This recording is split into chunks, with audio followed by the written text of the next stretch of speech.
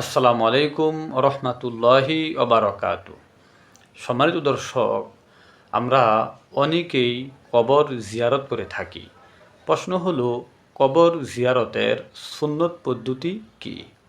এর উত্তর হলো, কবর জিয়ারতের সুন্নত পদ্ধতি হলো, প্রথমে কবরস্থানে গিয়ে কবরবাসীকে সালাম করা। এরপরে কবরের মুখামুখি না হয়ে বরং ক্যাবলামুখী হয়ে হাত উত্তোলন করে কবরবাসীর জন্য এবং নিজের জন্য ক্ষমা ইস্তেগফার পাঠ করা।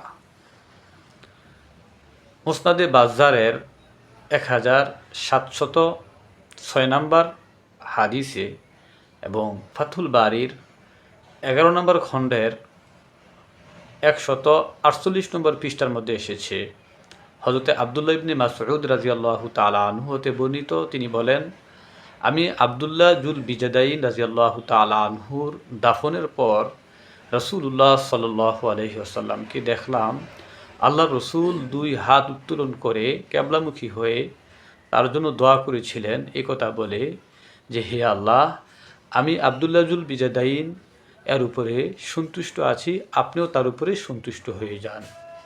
তাছাড়া ফাতোয়া হিন্দিয়া সহ ফাতোয়ার বিভিন্ন গ্রন্থেও এই মাসালাটি উল্লেখ রয়েছে।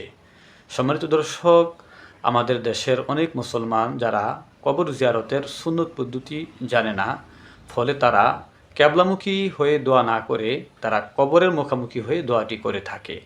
আমরা সঠিক মাসালাটি শেয়ার করে দিব, যাতে আমাদের প্রতিটা মুসলমান জেনে সে মোতাবেক কবর জিয়ারত করতে পারে। আসসালামু আলাইকুম রহমতুল্লাহি ওবারকাতুহু।